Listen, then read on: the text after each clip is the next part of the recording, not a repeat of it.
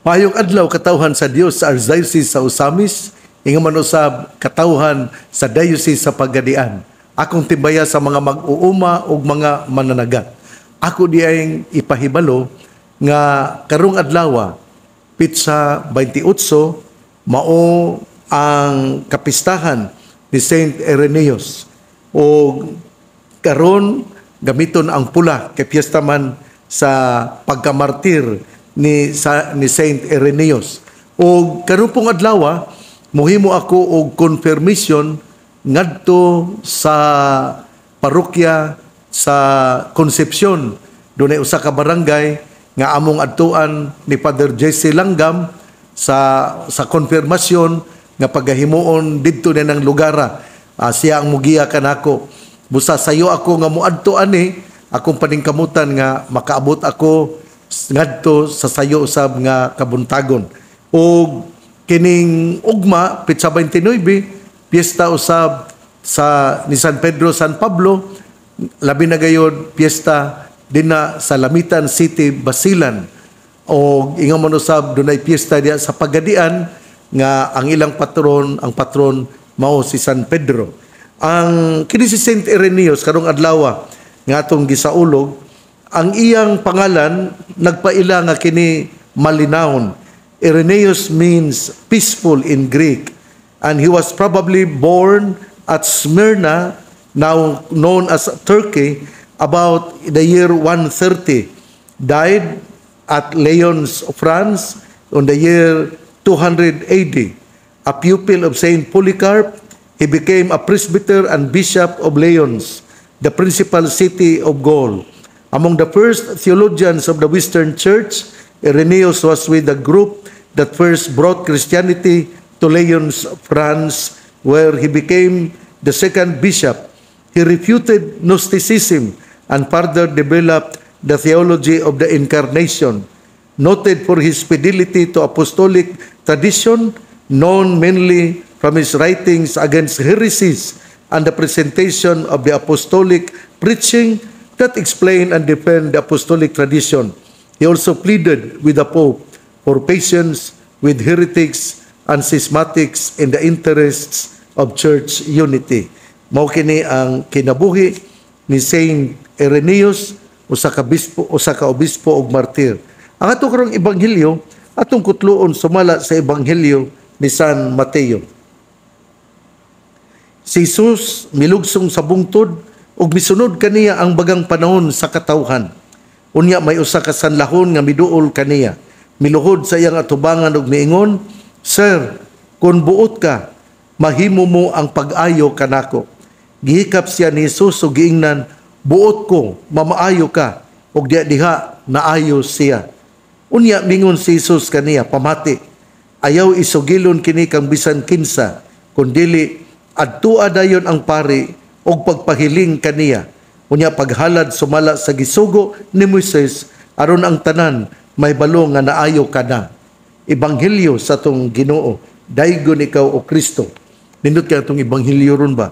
Una sa tanan, si Jesus gikan sa bungtod, unya milugsong siya gikan sa bungtod, unya misunod kaniya ang bagang panon sa katawhan. Una sa tanan, gikan si Jesus sa bungtod tungod kay siya gaampo siya nakiguban sa amahan. Unya sa diha nga nakitaan siya sa katawhan, milugsong og uban ang bagang panon sa katawhan. Kini bitong tao nga balaan ubanan yun sa katawhan. Kini bang balaan nga tao dugokon yun sa katawhan. Si Jesus sanglit matuod nga Dios ug matuod nga tao, migukod ug misunod kaniya ang bagang panon sa katawhan. Nindot untano ko ng pare o madre o mga brothers nga kung mailhan kita, mailhan kami nga pare o madre o brother ng katawhan mudugog o maminaw sa among igsusulti. Pero murag ang kalibutan ron dili naman kaayo kining murabag kanabitawng gigutom sa pulong sa Dios. Murag dili naman kaayo gamay naman lang yun ang kining muduol aron mamati sa wali sa pari o madre o sa mga brothers. Ang kalibutan gudron is becoming very materialistic, and they prefer gani sa mga misa kung mulapas kag uska oras murag maglagot naman na sila kay gusto sila nga dali ra ang misa, dugay ang inom nga mahitabo na dili maayo. Gusto sila nga dali ang misa, pero dugay ang pag-adto aron pagpamista, aron mukaon og daghan. Dili lang gud ako lang gud gisulti god. Pero ang kalibutan ron ba nga mura bitaw og kanabang wala na kaayo dawata ang mga pagtulunan sa Ginoo. Pero gisulti gyud dinhi sa atong ebanghelyo nga bagang panon sa katawhan ang misunod kang Hesus tingali aron pagpamati. Unya adunay usa ka sanlahon nga miduol kaniya. Miluhod sa iyang atubangan ug mingon, "Sir, kung buot ka, mamahimo mo ang pag-ayo kanako." Una sa tanan, ang sanlahon gidid-an kay nakasala sa balaod ni Moises kun moduol sa usa ka tawo nga maayo, sa usa ka tawo nga walay sakit. Pero karon atong nadungog nga gisupak sa usa ka sanlahon ang maong balaod ug miduol siya kang Hesus. Pero si Hesus wala pud siya gisalikway. Atong hinumduman nga ang maayo nga tawo, ang tawo nga walay sakit, mauman ang musalikway, mauman ang mupahilayo kaniya, mauman ang musulti kaniya nga palayo kay usa ka kamasakiton. Pero wala gyud na buhatan ni Hesus. Unya namati na hinuon siya sa pulong sa gisulti sa usa ka sanlahon. Ang sanlahon miingon, "Kung buot ka, mamahimo ako, mamaayo ako." Miluhod siya. Murabag iya bitaw yung gipakita ang iyang reverence, ang iya bitawng pagrespeto kang Hesus nga atong Ginoo. Usbon ako ha, the leper has violated the law of Moses. He approached Jesus and he knelt down and asked that he would be healed. Usa kadto ka dako nga kahibulungan nga panghitabo tungod kay ang si Jesus ug ang sanlahon gasupak sa balaod ni Moises. Si Jesus wala man moingon nga palayo. Kay ang balaod ni Moises gaingon man nga kun dunay moduol nimo nga usa ka sanlahon masakiton, kinahanglan imong abugon. Pero wala abuga ni Jesus. Hinuon iya pa hinuong gipamati. Unya ang sanlahon pod nakasala pod sa balaod ni Moises. Sa diya nga siya miduol og miluhod og miingon, "Kung buot ka, mamaayo ako." Diha ang atong Ginoo mihikap sa sanlahon og miingon, "Buot ako og mamaayo ka." Again, the Lord Jesus has violated the law of Moses. Ang atong Ginoo ba nakasala? Wala. Ngano man tungod kay iya man nga gihatagan og bag-ong kahulugan ang balaod ni Moises nga kinahanglan gayud ato nga hatagan og bili ang tao, bisan pa kung siya masakiton, pero siya tao binuhat sa Ginoo ug ang iyang dagway gikan usab sa atong Ginoo. Mao na nga gihikap ni Jesus ang sanlahon ug niingon siya, "Buot ako ug mamaayo ka." Ug diha naayo ang sanlahon.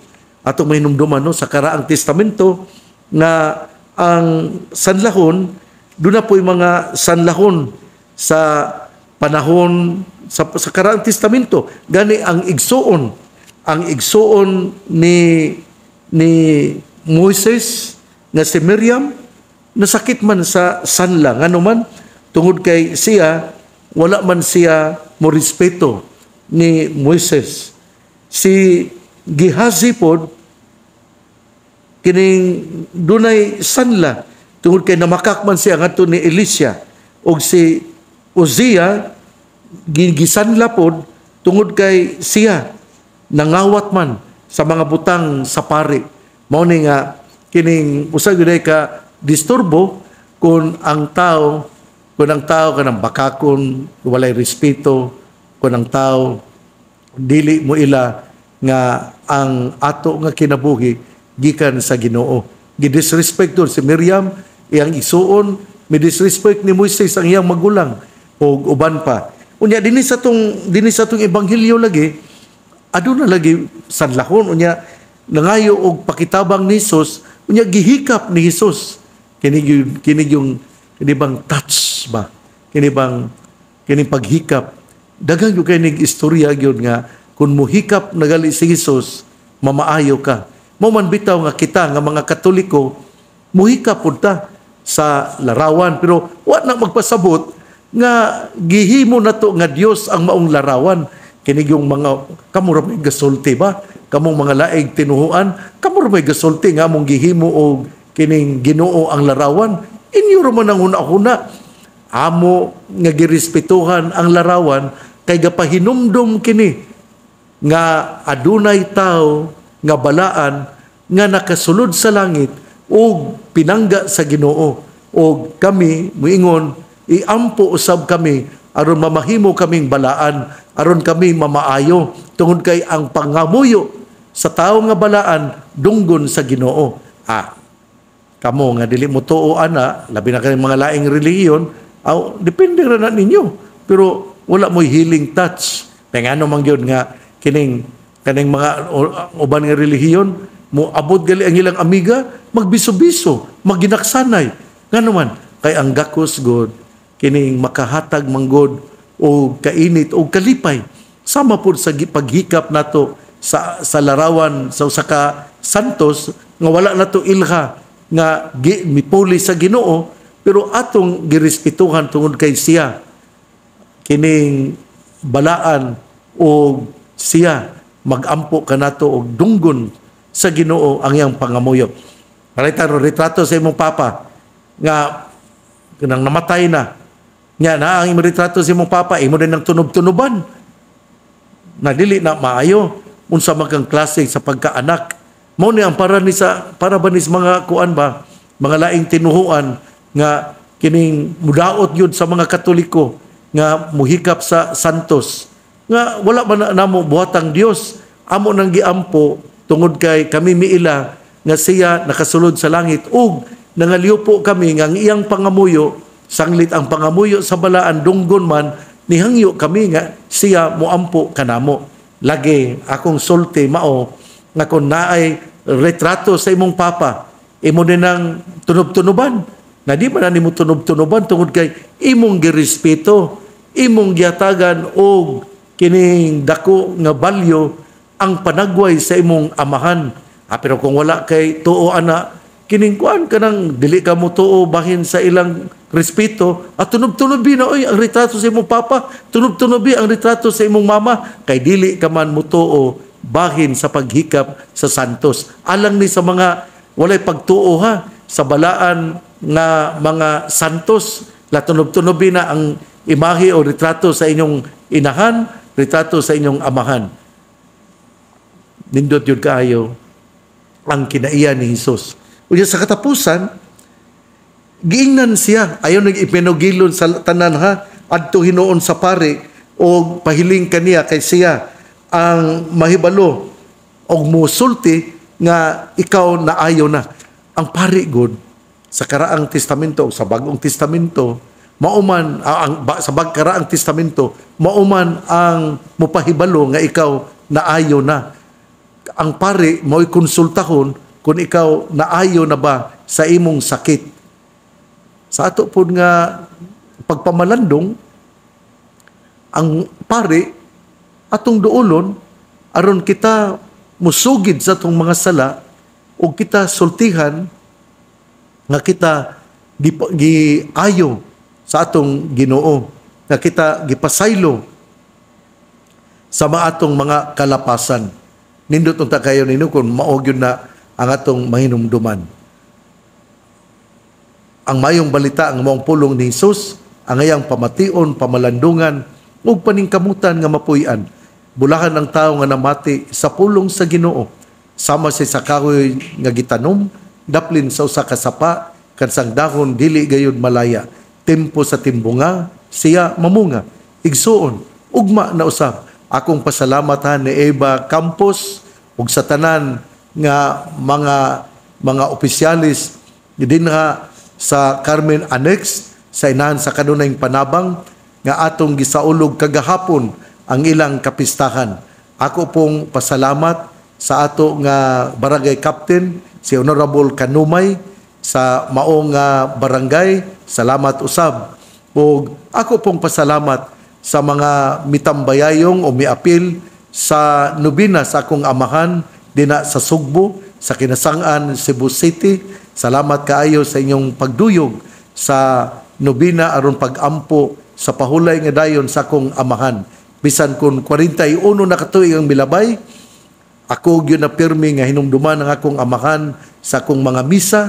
Kung siya nato man sa langit, ang ako nga mga pangalyupo, mubalik nga ri kanako pinagi sa mga maayo, pinagi sa mga panalangin. Muna nga, dili gyud usik ang atong pagampo kung ang ato nga giampuan, gipaampuan, atoan na sa langit, ang ato nga mga intensyon, mubalik sa atong kinabuhi, pinagi usab sa mga panalangin.